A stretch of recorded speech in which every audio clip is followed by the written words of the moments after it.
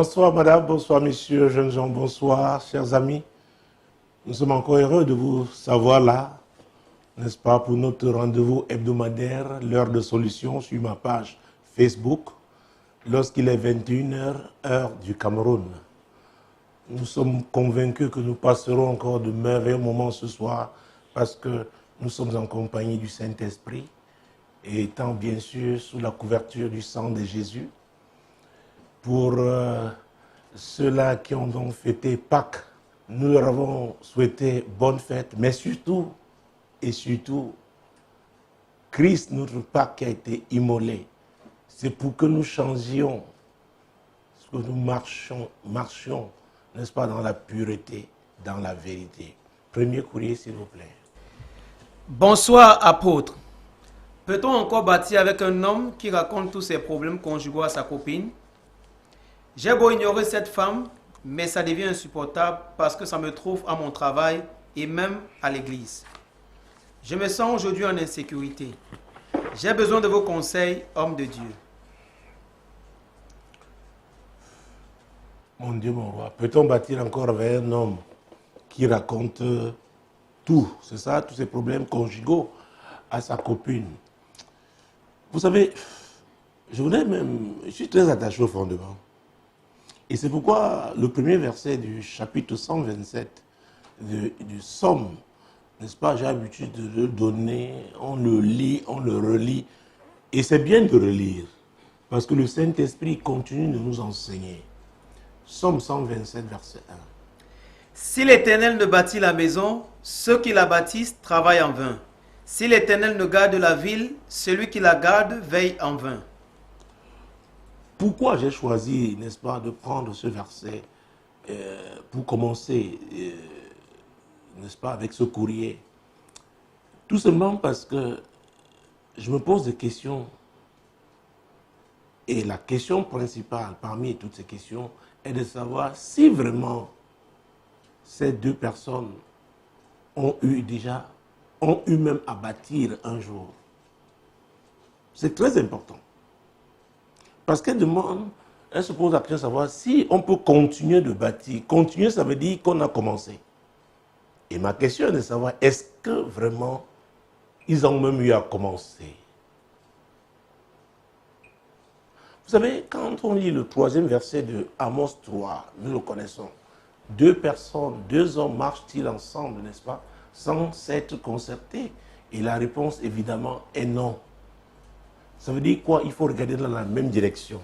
Je me souviens de cet ouvrage de Saint-Exupéry que nous avions en terminale, Terre des hommes, dans lequel il disait, s'aimer, ce n'est point se regarder l'un l'autre, mais se regarder ensemble dans la même direction. Croyez-moi,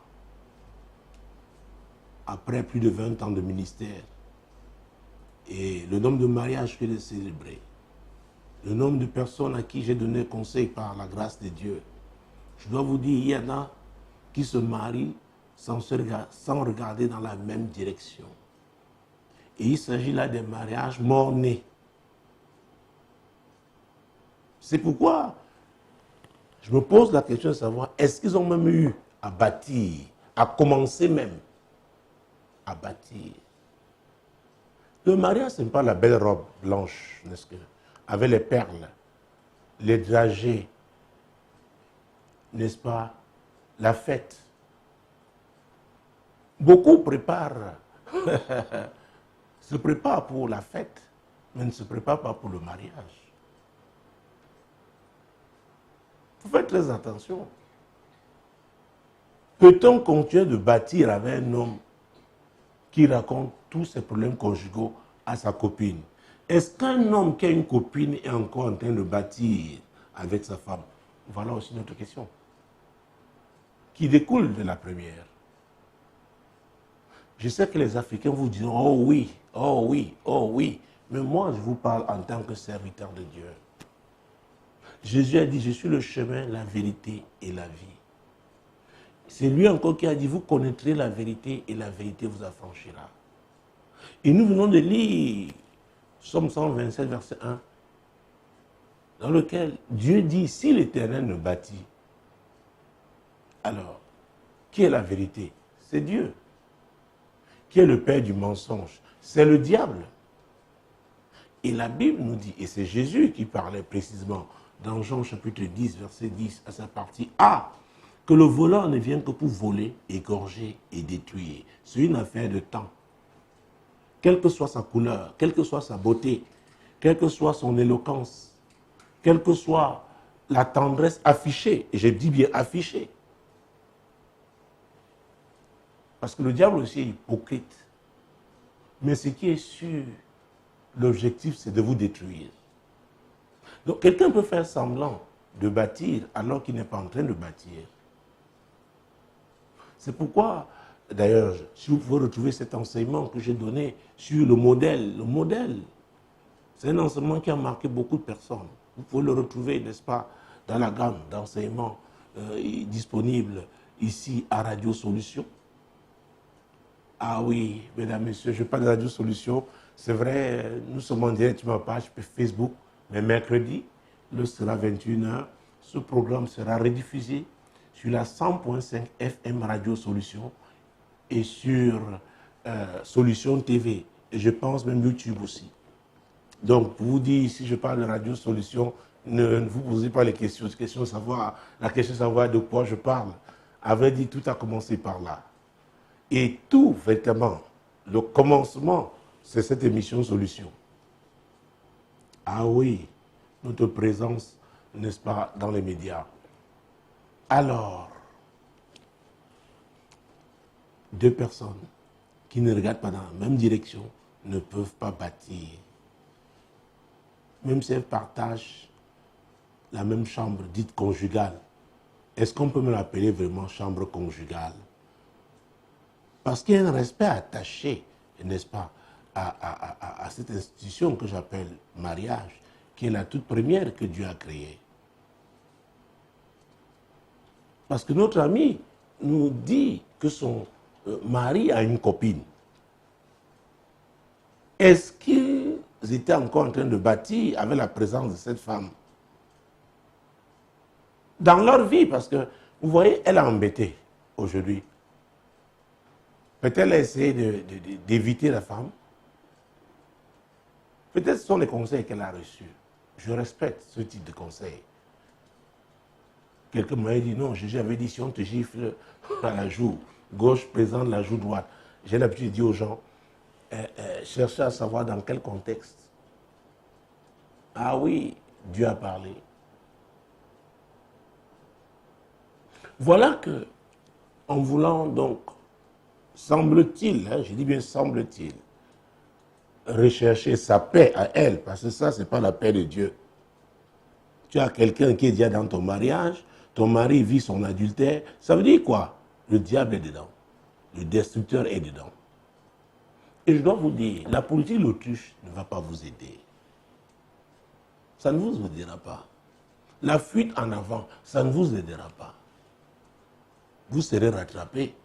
Et c'est ce qui, n'est-ce pas, semble être le cas aujourd'hui avec notre ami qui nous a écrit.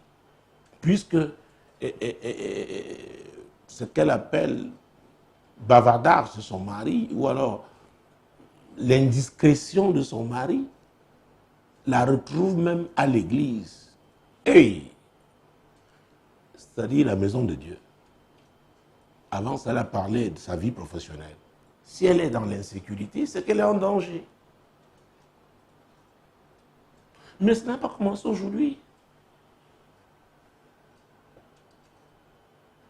Il y a la loi, la semence de la moisson. C'est dans Galates chapitre 6, verset 7. Vous avez beau ignorer la vérité va vous rattraper. Je rencontre aujourd'hui les gens à qui j'ai donné des conseils il y a 20 ans. Ils ont dit, oh non, ça tu es vieux jeu. Toi, tu n'es pas le genre de pasteur moderne. Parce qu'il y a des gens qui ont modernisé la parole de Dieu. J'ai dit, ok. Mais Dieu a dit qu'on ne doit rien retrancher, on ne doit rien ajouter. C'est-à-dire qu'on ne doit pas la déformer. Alors, si vous suivez les gens qui déforment la parole de Dieu, parce que ça chatouille vos oreilles, parce que ça vous plaît, croyez-moi, vous serez rattrapés. Parce que cette vérité, on peut essayer, n'est-ce pas, de la repousser, mais elle va finir par s'imposer. Alors, comment peut-on comprendre qu'on soit en train de bâtir avec un homme qui vit sa vie d'adultère? Ce n'est pas caché, puisqu'elle dit, j'essaie de lire, n'est-ce pas, sur mon écran, j'ai beau ignorer, voilà, c'est ça. Elle a beau ignorer cette femme, donc elle savait que la femme était là. Vous savez, c'est la parole de Dieu qui est vérité. Donc ne m'imposez pas vos coutumes, vos traditions. Et Jésus, d'ailleurs, dans Matthieu chapitre 15, verset 3, il était mécontent, n'est-ce pas, des pharisiens. Parce que ceux-là qui étaient censés obéir à la parole de Dieu, suivre les instructions divines, avaient placé les traditions au-dessus de la parole de Dieu. Je pense que c'est de cela qu'il s'agit. Dans Matthieu chapitre 15, verset 3, lisons s'il vous plaît. Il leur répondit, et vous, pourquoi transgressez-vous le commandement de Dieu au profit de votre tradition? Je dois vous dire, plusieurs fois, j'ai reçu des gens, et notamment les femmes. Elles vous disent, oh, je veux vraiment le conseil, ce que Dieu me dit, je ferai. À vrai dire, elles veulent entendre de vous, pasteur, ce qu'elle a déjà conçu, ce qui lui plaît, ou ce que prévoit, n'est-ce pas, les traditions familiales, les coutumes ancestrales. Je suis désolé. Si vos coutumes s'opposent à la parole de Dieu, moi j'ai choisi la parole de Dieu. C'est pourquoi il m'arrive d'abréger certains entretiens. Parce que quand je réalise que nous ne sommes pas sur la même longueur d'onde, ça veut dire que nous ne regardons pas dans la même direction, nous ne sommes pas sous la même influence, c'est-à-dire la parole de Dieu. Inutile de passer 3/4 d'heure ensemble, une demi-heure ensemble, un quart d'heure ensemble. On ne s'entendra pas. Et le prophète Samuel disait à Saül, le roi, le tout premier roi d'Israël, l'obéissance vaut mieux que les sacrifices. Il s'agit de l'obéissance à la parole de Dieu. L'obéissance à la parole de Dieu.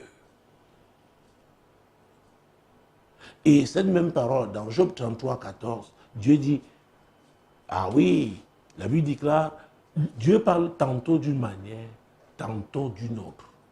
Et c'est nous qui ne faisons pas attention.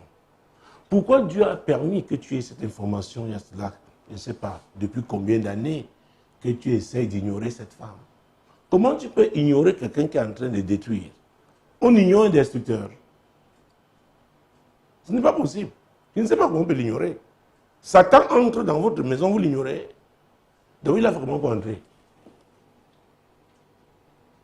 C'est-à-dire que vous décidez de vivre avec lui. Vous savez, vous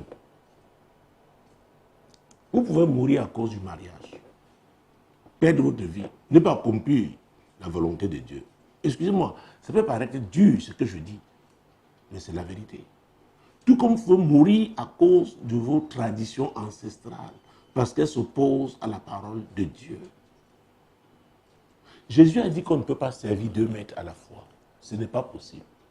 Donc on ne peut pas être soumis, n'est-ce pas, aux choses contraires à la parole de Dieu. Maintenant, si vos coutumes sont conformes à la parole de Dieu, gloire à Dieu. Alors, je ne sais pas comment une femme peut essayer d'ignorer une qui est là. Et j'ai dit c'était le destructeur. Et la preuve, elle est troublée dans sa vie professionnelle et même à l'église. Cette femme lui dit, tu sembles m'ignorer, mais il arrivera un moment, tu seras tellement sous pression que tu devras faire quelque chose. Et voici venu le moment. Certaines personnes doivent être dos au mur, se retrouver dos au mur avant de réagir. C'est pourquoi il y a une série d'enseignements que j'ai donnés ici. La nécessité d'anticiper. Et pour anticiper, il faut avoir de bonnes informations. Il faut pouvoir discerner. Et pendant l'année dernière, Dieu nous a parlé, insisté sur le discernement. Qui est l'aptitude à distinguer,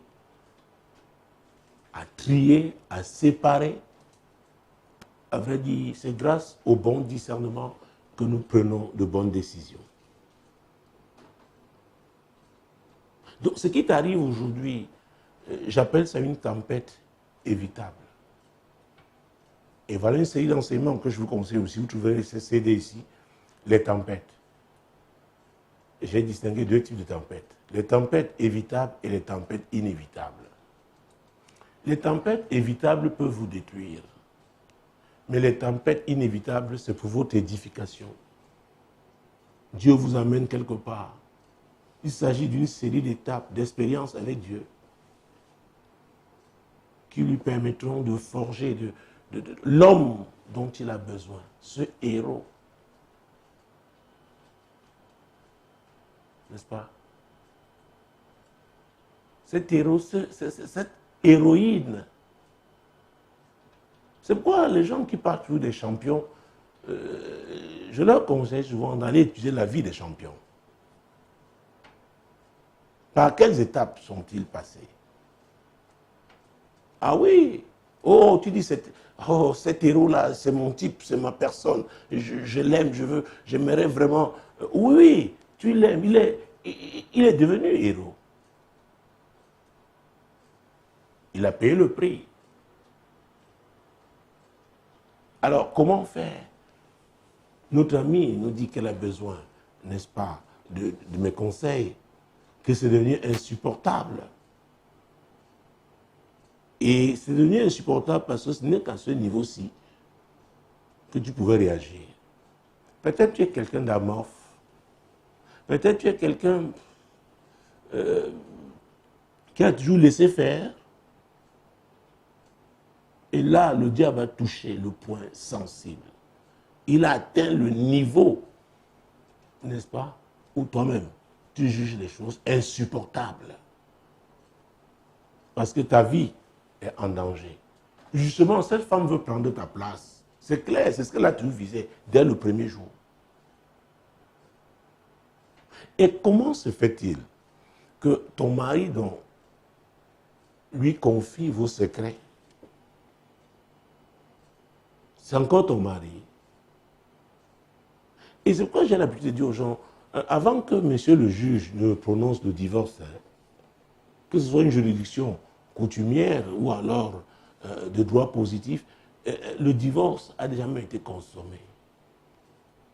Il y a des actes qui sont des actes de divorce. Des actes de trahison. Ah oui. Des actes de désaccord qui prouvent que vous n'êtes plus ensemble. Même si vous couchez encore ensemble. Et il y a des gens qui vont envers les prostituées. Alors, je ne sais pas qui t'a donné le conseil d'ignorer cette femme. Aujourd'hui, tu réalises que tu ne peux pas l'ignorer. On ne peut pas ignorer le destructeur. Tu l'ignores. Oh mon Dieu, Dieu vient de me rappeler une histoire dans la Bible. Ça concerne deux églises.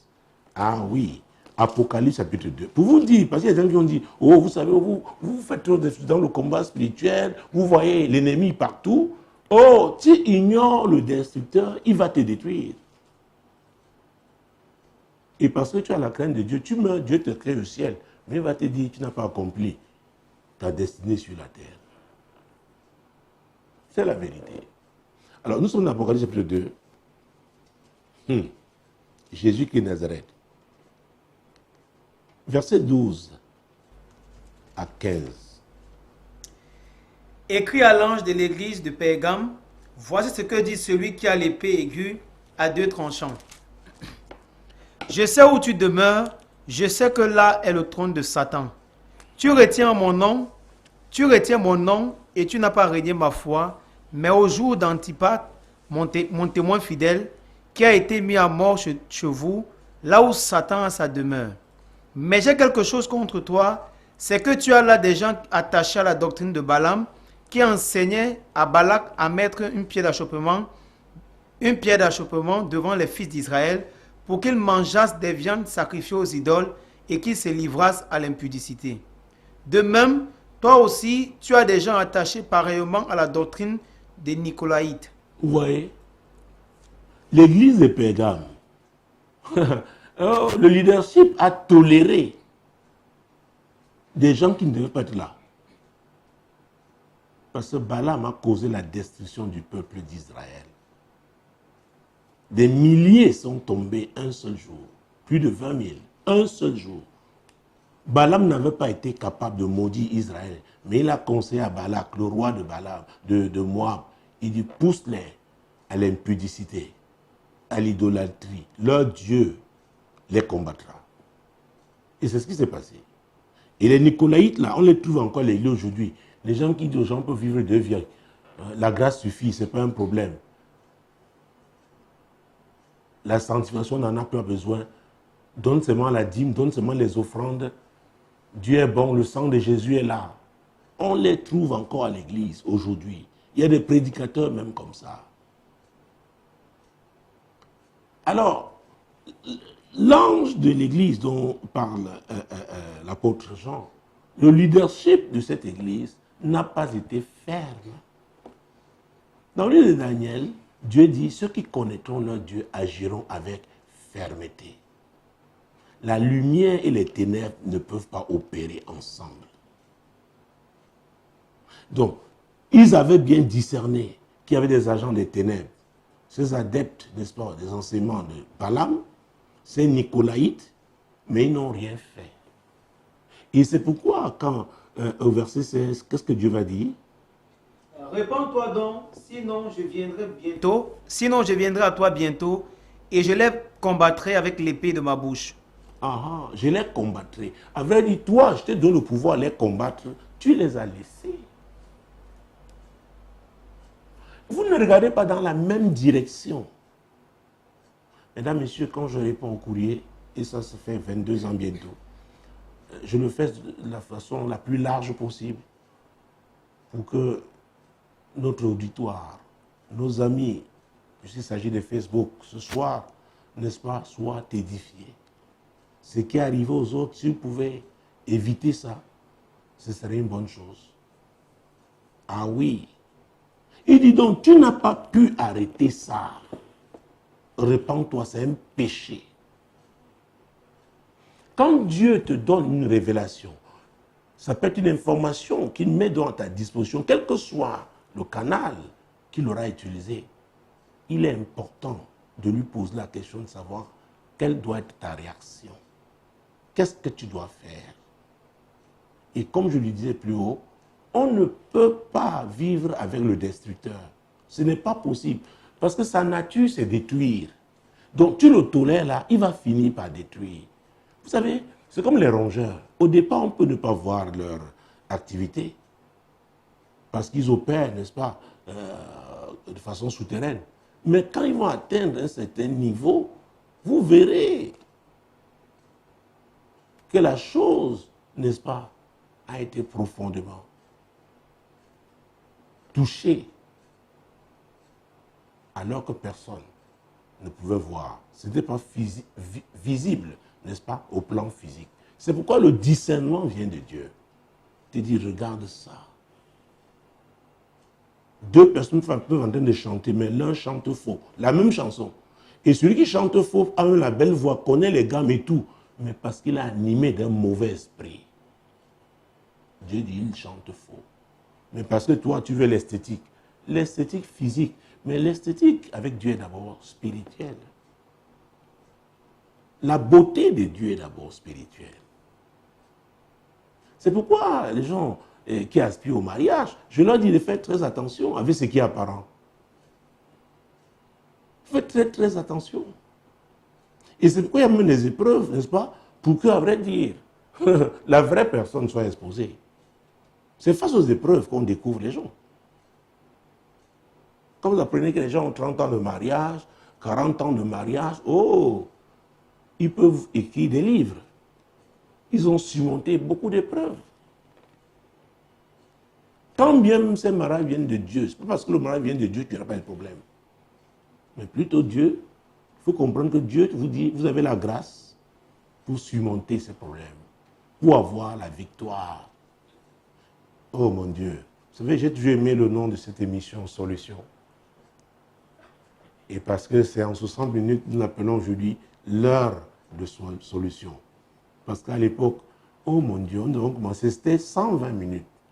Et on faisait le direct à la radio à l'époque. Mais nous sommes ravis aussi parce que beaucoup de personnes ont été bénies par ce programme.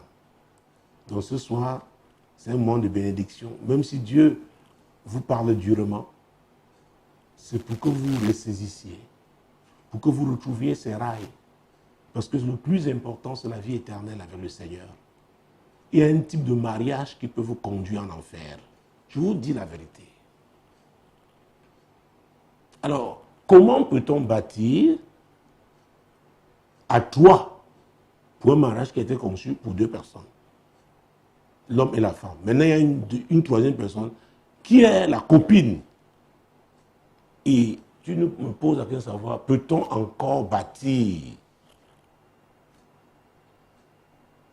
Pour moi, il a cessé de bâtir avec toi le jour où il a introduit la femme là. Et il est demeuré avec elle. Parce qu'on peut faire des erreurs. C'est pourquoi quand l'Esprit de Dieu nous convainc, la parole nous convainc, nous demandons pardon à Dieu et nous abandonnons nos péchés. Nous tournons le dos au péché. Mais quelqu'un qui demeure dans le péché, ça veut dire qu'il est à l'aise. C'est sa vie. C'est son choix. On fait quoi? Il a choisi d'inviter le destructeur chez vous, dont vous ne pouvez plus bâtir ensemble. Écoutez, on n'a pas besoin d'équations mathématiques. Ce n'est plus possible. C'est pourquoi je parle de tempête. D'ailleurs, Luc, attendez. Ah oui, que je prenne, on est dans l'Apocalypse, n'est-ce pas? Que je prenne toujours dans ce chapitre 2, cette fois-ci une autre église, celle de Thyatire. Verset 18 et suivant. Écrit à l'ange de l'église de Thyatire, voici ce que dit le Fils de Dieu, celui qui a les yeux comme une flamme de feu et dont les pieds sont semblables à de l'airain ardent. Je connais tes œuvres, ton amour, ta foi, ton fidèle service, ta constance et tes dernières œuvres plus nombreuses que les premières.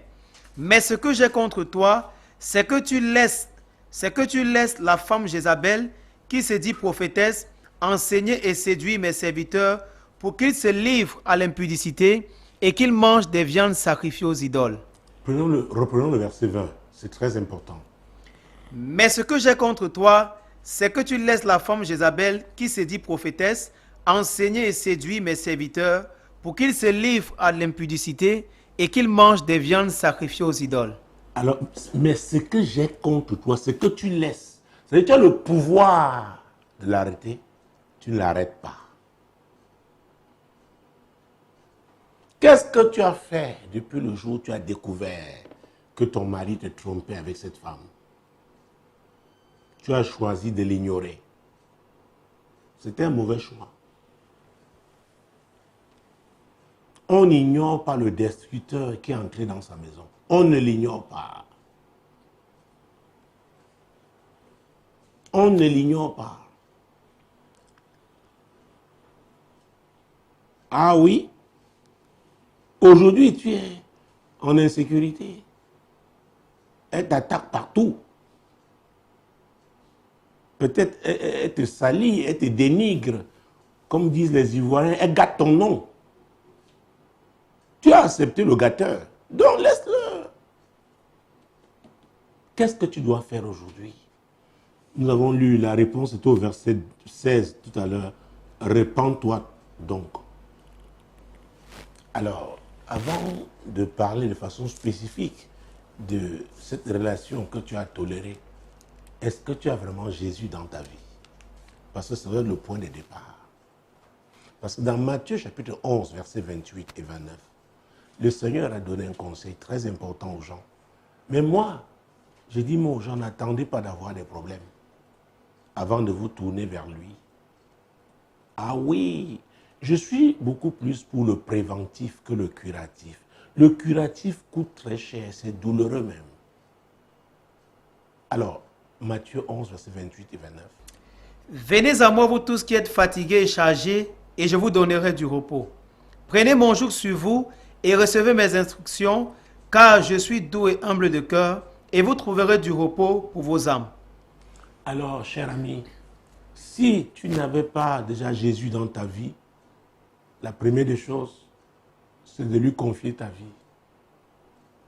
Ah oui, tu as vécu, je ne sais pas selon quel modèle, mais ce modèle n'est pas le modèle divin. Désormais, il est important pour toi de choisir Jésus, de demeurer avec lui, parce qu'au verset 29, il a dit « Recevez mes instructions ». Quand on reçoit les instructions, on doit les suivre. C'est très important. Tu ne feras plus à ta tête. Tu ne feras plus selon le conseil des hommes. Mais le Seigneur peut te parler par les hommes. C'est pourquoi il est important de connaître cette parole, de la méditer.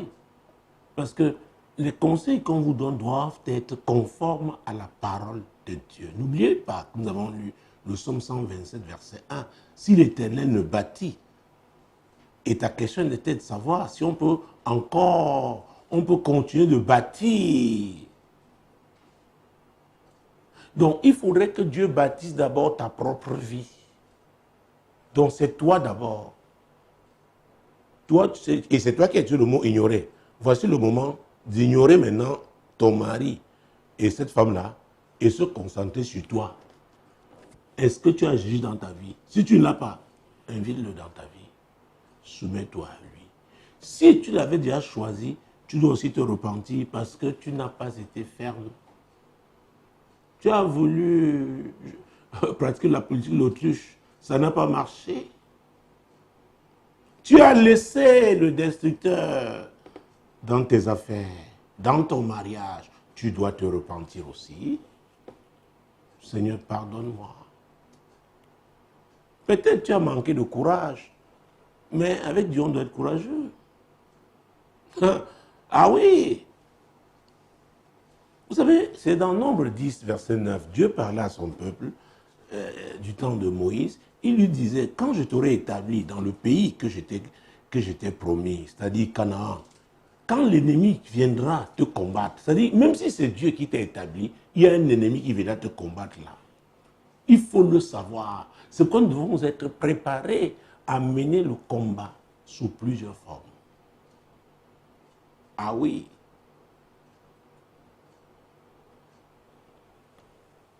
C'est très très important. Parce que l'ennemi viendra toujours. Donc, tu te repens donc, la deuxième phase de repentance, c'est parce que tu as laissé le destructeur entrer. Et la troisième chose maintenant, parce que je t'ai dit et j'ai été péremptoire, ce n'est pas possible de bâtir avec un homme qui a une copine dans sa vie et de surcroît expose son mariage. Maintenant, appelle-le à une discussion. Claire et nette, vous devez parler. Je le dis pourquoi? Parce que nous avons eu des exemples ici à l'église. Une seule histoire d'une femme. C'était les années 2003, par là, 2004. Elle vient avec son téléphone, 2005 même, 7 par là. Elle demande à un pasteur ici, voilà la photo de la copine de mon mari. Envoie le feu pour détruire cette relation. On m'a rapporté cette histoire. Je lui ai dit non, mais il faut l'affronter. Est-ce qu'elle a déjà eu à affronter son mari, à parler de cette affaire? Elle vient seulement le feu. Il y en a qui ne sont pas courageux. Et les amis, sans le courage, vous ne pouvez pas aller loin. Il faudrait que tu en discutes. Pendant toutes ces années, puisque tu as choisi d'ignorer. Alors, en choisissant d'ignorer, ça veut dire quoi? Tu n'as pas parlé avec ton mari? Et voilà que tu as atteint un niveau où tu ne peux plus ignorer. Qu'est-ce qu'on fait? Parle avec lui. Un jour, une femme disait à un pasteur de cette ville que non, moi j'ai choisi vraiment de ne pas divorcer parce que c'est pas la volonté de Dieu et tout.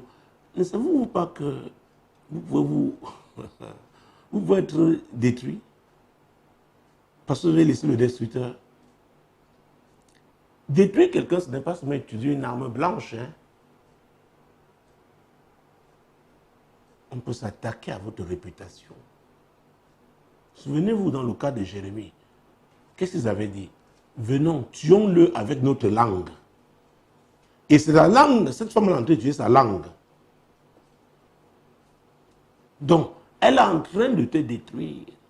Vas-tu continuer de te laisser détruire? Vous savez, j'ai l'habitude de rappeler ce que le Seigneur a dit, aime ton prochain comme toi-même. Mais si tu ne t'aimes pas, j'ai rencontré des gens qui ne s'aiment pas, même à l'église, je vous assure. Parce que vous regardez le genre de risque auquel ils s'exposent, vous vous demandez si leur vie est importante à leurs yeux. Ah oui. Ah oui. Il y a des questions qu'il faudrait déjà répondre, auxquelles il faudra apporter réponse avant même de demander des conseils aux gens. Peut-être tu appartiens à cette catégorie-là. Alors, si tu appartiens à cette catégorie, continue de supporter. Parce que quand tu l'appelles à table pour parler, ça veut dire que ça peut être réparé ou ça peut se casser définitivement. Tu es prêt à payer le prix. Parce que ta vie a un prix. Et ce prix est inestimable. Aucune devise ne serait utilisée pour fixer un prix, ce que vaut ta vie. Vous savez, parfois il faut pousser les gens, les provoquer, les amener à une situation où ils doivent réfléchir. Je ne sais pas qui a dit à certaines femmes que le fait de ne pas être marié, on est un être, je ne sais pas, de seconde zone. Je ne sais pas. Vous voyez les gens faire des choses incroyables pour se marier. Supporter l'insupportable pour se marier. Il y a des femmes qui ont perdu leur vie à cause des violences conjugales. Il y en a qui sont devenus infirmes à cause des violences conjugales. Vous croyez que c'est la volonté de Dieu? Non, Dieu a dit, recherchons la paix. Recherchons la paix. Parce qu'il y a des gens qui veulent justifier certaines de leurs positions et cherchent des passages bibliques. C'est possible, mais il faut assumer. Allez jusqu'au bout. Écoutez-moi, pardonnez-moi d'utiliser ce ton, mais c'est parce que, comme je suis en train de vous parler, en même temps, n'est-ce pas, je pense aux situations que certaines personnes ont vécues, des situations évitables, mais à cause de leur irresponsabilité. Et voilà le mot. Parce que le mariage, c'est pour des personnes responsables. Alors, quand quelqu'un devient irresponsable, ou alors l'a toujours été et que vous l'avez accepté, sachez qu'il y a des conséquences qui peuvent être très lourdes. Très, très lourdes. Il y a l'histoire de ce médecin qui avait décidé de quitter son mari parce qu'elle estimait que sa vie était en danger. Il n'était pas violent, physiquement parlant. Un homme bien au sens du monde, beaucoup d'argent, belle voiture et tout. Mais c'est qu'elle vivait la torture morale. C'est-à-dire que, oh mon Dieu, elle dit, je préfère ma tête. Alors, je ne suis pas en train de vous pousser au divorce, non. Mais je suis en train de vous pousser à réfléchir, à méditer. Pour pouvoir assumer, quand vous aurez pris, n'est-ce pas, la décision, votre décision. C'est de cela qu'il s'agit. Parce que beaucoup aiment rendre d'autres responsables. Oh, c'est le pasteur qui m'avait dit non, non, Dieu est contre le divorce. Non, ce sont mes parents qui m'avaient dit non, non, jamais c'est eux. Non, non, vous devez prendre vos responsabilités. C'est très important, mesdames.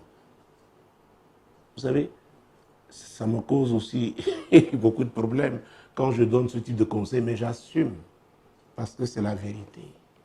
Vous devez vous aimer. David disait, Seigneur, je te rends grâce parce que tu as fait de moi une créature si merveilleuse. Si Dieu vous a donné la vie, c'est parce que vous devez être utile. Pourquoi vous devez permettre, n'est-ce pas, qu'on vous rabaisse, qu'on vous écrase continuellement, ça peut arriver un moment. Mais quand ça devient un mode de vie, vous avez accepté la destruction. Réveillez-vous. Ah oui. Réveillez-vous. Réveillez-vous. N'oubliez pas, si vous êtes vivant, c'est parce que vous êtes utile. Donc, votre vie là, Dieu s'attend à ce qu'elle lui soit profitable.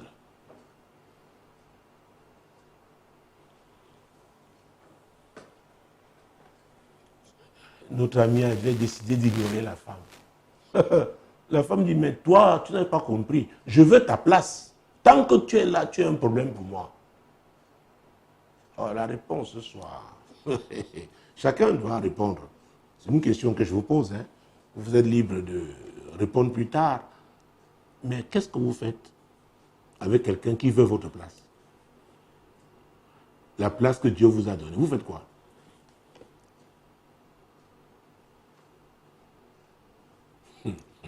Vous savez, je viens de penser à quelque chose parce que nous sommes sous les tropiques et nous avons, n'est-ce pas, chez nous, la bête la plus dangereuse.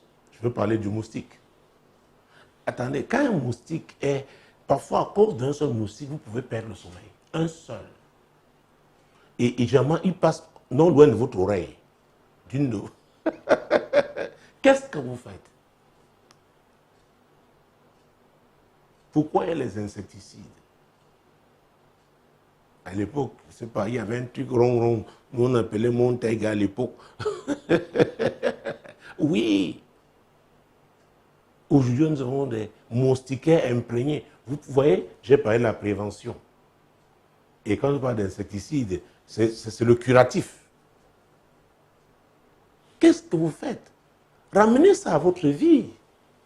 Pourquoi refusez-vous de réfléchir? Qui vous a dit que les chrétiens ne doivent pas réfléchir? Écoutez-moi, j'appartiens à la catégorie de pasteurs qui poussent les gens à réfléchir. Parfois, les gens peuvent venir même avec de mauvaises solutions, mais à partir du fruit de leur réflexion, on peut trouver la bonne solution.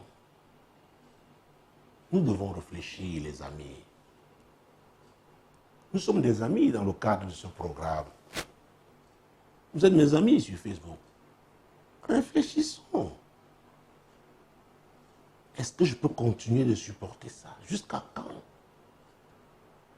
Est-ce que ce n'est pas en train de me détruire? Est-ce que ne suis-je pas en train de mourir à petit feu? Est-ce que c'est réversible? Ou alors c'est irréversible? C'est-à-dire qu'on ne peut plus rien faire. Qu'est-ce qu'on fait?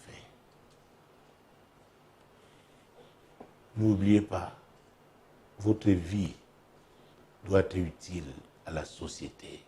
Et c'est pourquoi Dieu vous maintient en vie. Alors, si vous vous livrez, vous laissez guillotiner, c'est votre problème. Si vous vous laissez embrigader, emprisonner dans un genre de vie qui va vous étouffer et vous détruire, c'est votre problème. Vous savez, chacun de nous peut se tromper.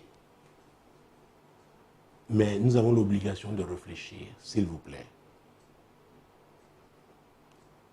C'est mieux d'arrêter l'hémorragie avant que vous ne perdiez tout votre sang. Ah oui, c'est pourquoi il y a des services d'urgence. Ils savent ce qu'il faut faire, les premiers soins. Donc cette affaire de mariage, je vous assure, c'est un sujet. Et je pense que si nous devons parler en pourcentage, mon Dieu, en 20 ans d'émission, je pense que ce sujet est revenu en termes de pourcentage 75 à 80%. Ah oui. Dans nos différents programmes. Pourquoi? Beaucoup se marient sans s'y être préparés. Ah oui. Et est-ce qu'on peut vraiment être préparé au mariage si on n'a pas la notion de vision? Où est-ce qu'on va? Et avec qui alors? Imaginons-nous un seul instant. Nous émettons à partir de Douala au Cameroun. C'est la capitale économique de notre pays. Maintenant, Dieu vous dit, vous devez aller à Yaoundé. Alors, plusieurs personnes se présentent à vous qui peuvent vous aider à arriver à Yaoundé. Vous avez quelqu'un qui a un vélo, et il y a quelqu'un qui a une motocyclette, une bicyclette ou vélo, il y a quelqu'un qui a une moto. Vous avez quelqu'un qui a une voiture. Je me souviens à l'époque, il y avait la Citroën 2 chevaux. Elle n'allait pas très vite.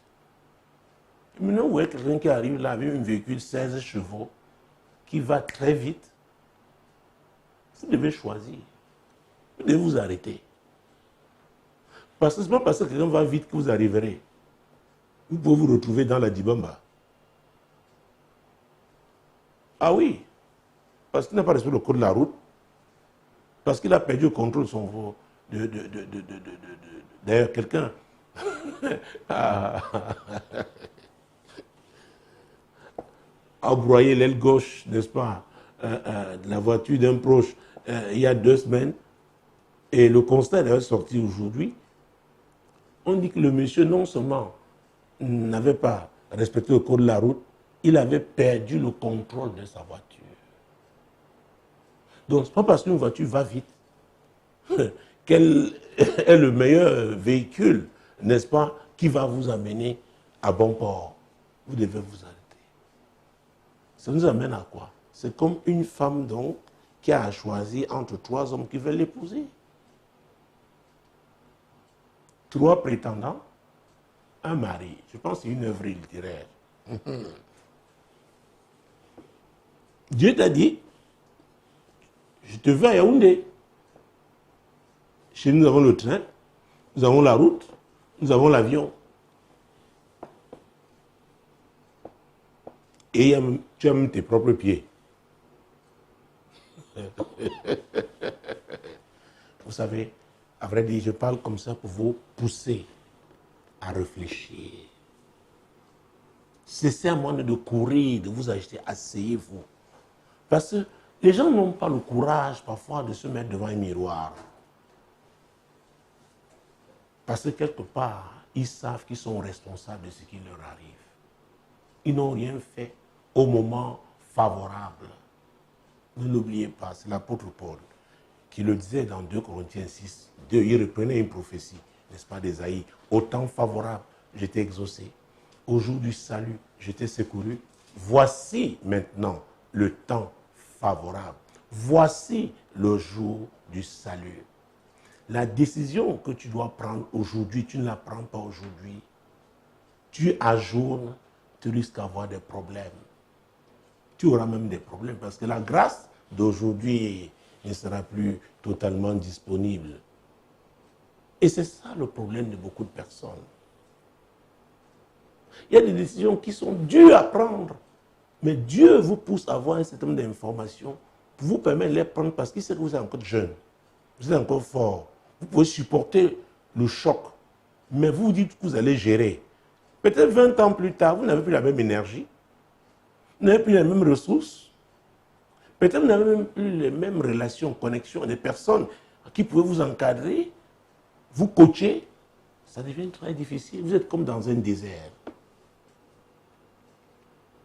C'est pourquoi quand la Bible dit dans Ecclésiaste 3, verset 1, qu'il y a un temps pour tout, un temps pour toute chose, sous le soleil, la notion de temps, est très importante. Vous ne pouvez rien faire sur cette terre en l'ignorant. Ce n'est pas possible. Ce n'est pas possible. Donc vous n'êtes plus en train de bâtir depuis le jour où toi tu as eu connaissance. Mais moi je dis depuis le jour où cet homme a engagé cette relation, qui est devenue une relation durable. Et je parlais de ronger, peut-être ça a jamais rongé à 75% ton mariage. Peut-être que ton mariage ne tient que sur... Peut-être c'est toi qui parles encore de ton mariage. et vous savez, les médecins parlent de diagnostic. Et il faut poser le bon diagnostic pour engager, n'est-ce pas, vous choisir aussi le bon traitement. Vous savez, il peut y avoir des médicaments qui soient efficaces pour la même pathologie. Mais il y en a qui vont aller plus vite parce qu'ils diffusent bien et sont des molécules récentes qui adressent directement la racine de la maladie et dont le traitement sera court. C'est un avantage. Il peut y avoir une autre catégorie de médicaments efficaces, mais le traitement sera plus long. Mais c'est un avantage aussi pour quelqu'un qui a peu de moyens. Parce qu'il peut acheter une boîte aujourd'hui, dans 2 semaines, acheter une autre boîte. Mais ce qui est sûr, s'il suit son traitement de façon assidue, il sera guéri. Je veux parler de quoi? Le choix. Chers amis, il m'est arrivé d'avoir des souffrances personnelles, pas à cause de mes propres problèmes, mais à cause des personnes qui se sont retrouvées devant moi. Parfois des personnes respectées, mais qui ont finalement reconnu n'avoir pas identifié, discerné le bon moment pour agir ou pour réagir. Parce que quand tu nous parles que tu es en insécurité, Dieu nous a le thème de cette année, il dit l'année de gros risques. Donc quand on voit la notion de risque, il y a la notion de danger.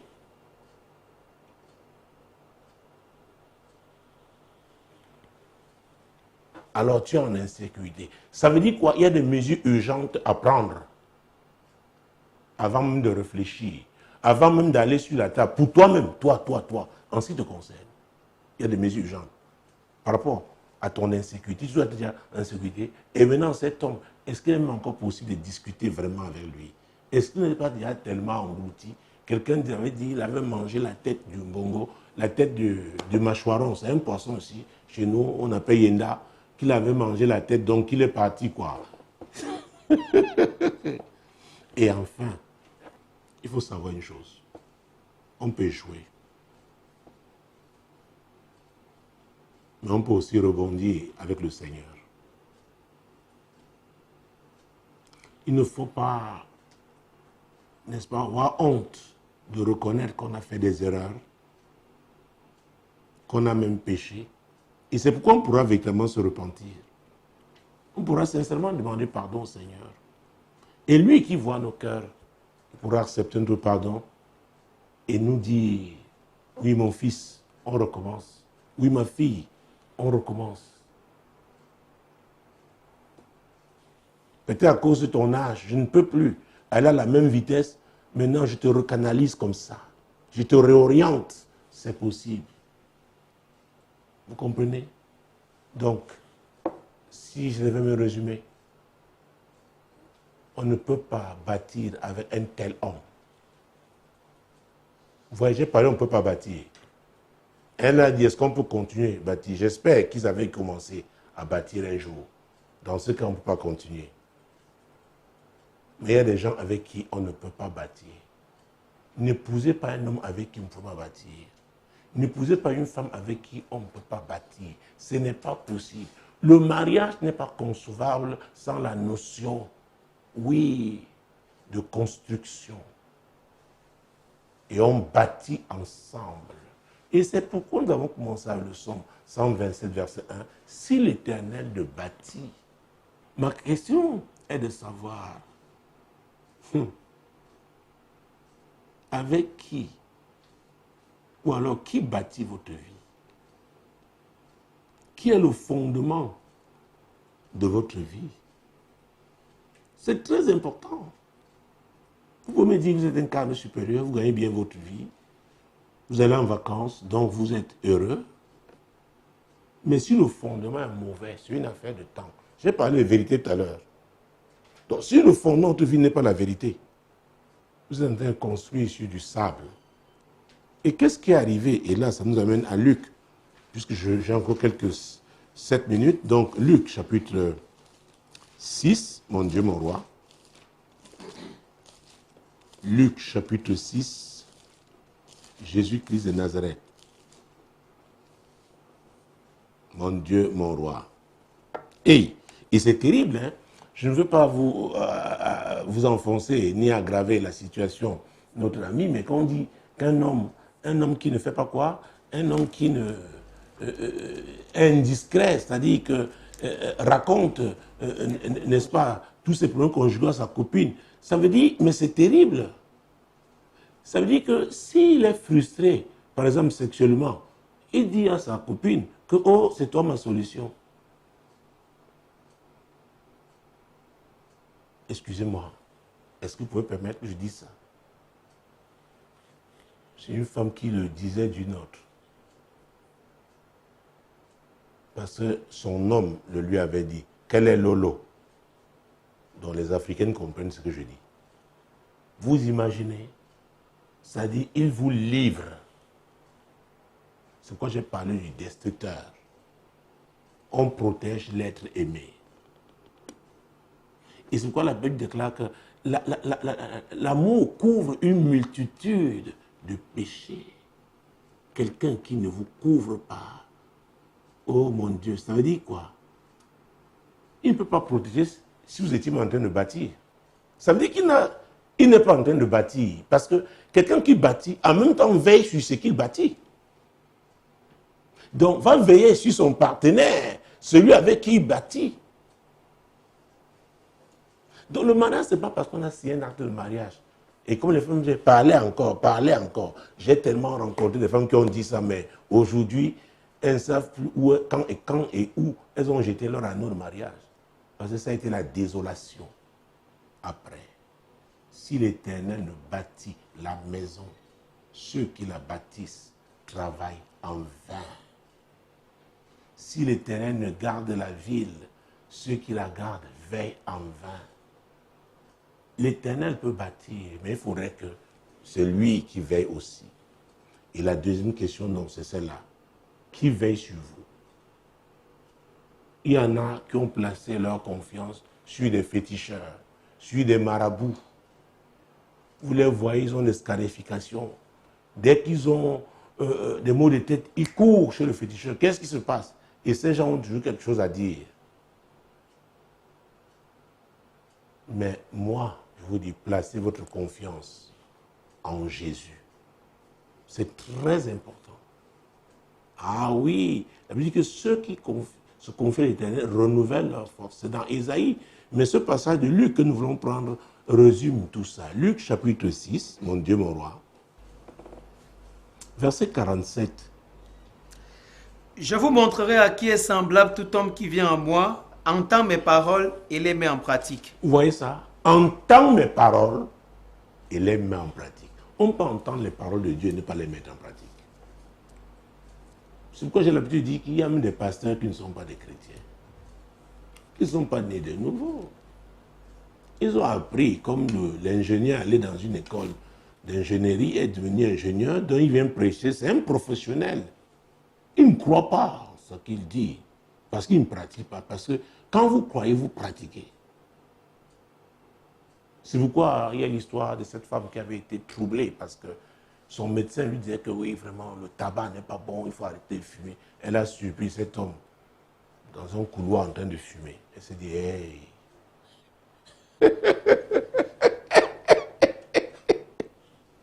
Oui. Vous devez pratiquer la parole aussi. Quel que soit le titre religieux que vous avez, vous devez commencer par la pratiquer. Verset 48. Il est semblable à un homme qui, bâtissant une maison, a creusé profondément et a posé le fondement sur le roc. Une inondation est venue et le torrent s'est jeté contre cette maison sans pouvoir l'ébranler parce qu'elle était bien bâtie. J'aime ma version parce que quelque part il est dit, mon Dieu, mon roi. Il est semblable à un homme qui, bâtissant une maison, a creusé bien avant. C'est très important. Il y en a qui se racontent. Les gens me parlent souvent du coup de foudre. Je respecte ça. Ou dit vraiment, quand je l'ai vu, c'est parti comme ça. Vraiment, oh mon Dieu, nous sommes bien. Vous avez déjà parlé tel domaine? Oui, papa, ça va, ça va. Vous avez parlé, oh, vraiment, oh. Ils sont dans les nuages. Les amis, un avion, quel que soit, n'est-ce pas, la dimension, le type de réserve en carburant qu'il peut avoir, il va finir par atterrir un jour. Mais j'ai peur que votre atterrissage soit catastrophique. Il y a des gens qui vivent dans les nuages. Et même quand Dieu leur parle, leur montre des choses, ils refusent, font la politique de l'autruche. Ils avancent, font la fuite en avant.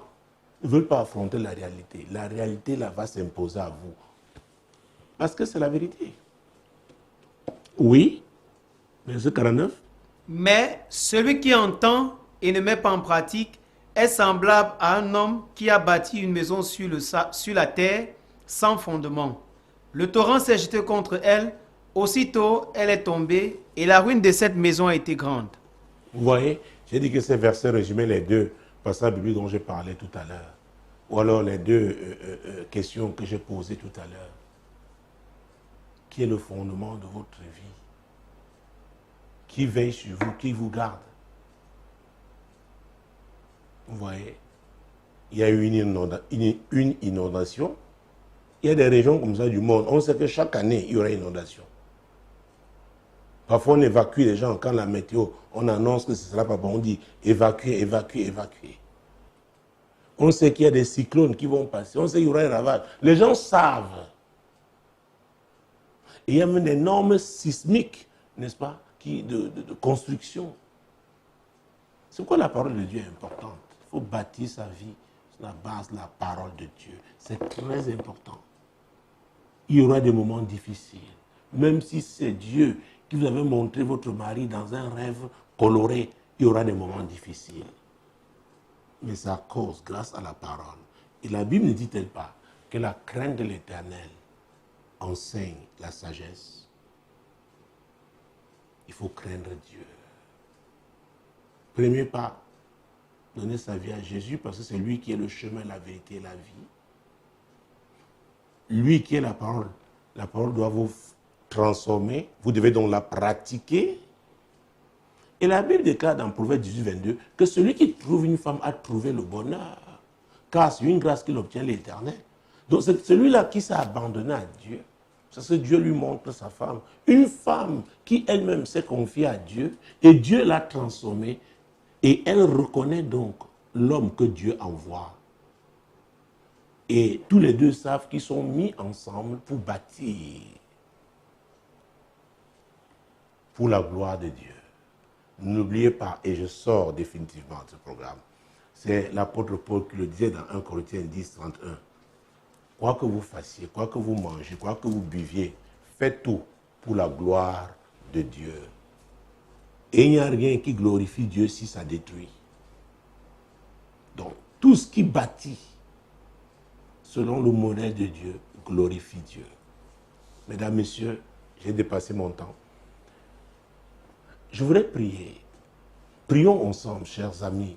Nous formons une famille. Prions pour tous ceux-là qui ont fait la politique de l'autruche. Tous ceux-là qui ont fait des fuites en avant. Et aujourd'hui sont rattrapés par des choses qui étaient là. Ils ont refusé de les considérer. Prions pour que Dieu les aide, les soutienne en ce moment difficile. Au nom de Jésus. Seigneur, voilà notre prière. Dans notre famille, nous avons des gens. Seigneur, malgré les informations que tu as mises à leur disposition, ils n'ont pas pris les décisions qu'il fallait. Aujourd'hui, ils sont rattrapés. Ils souffrent, Seigneur, dans leur chair. Ils ont le cœur brisé.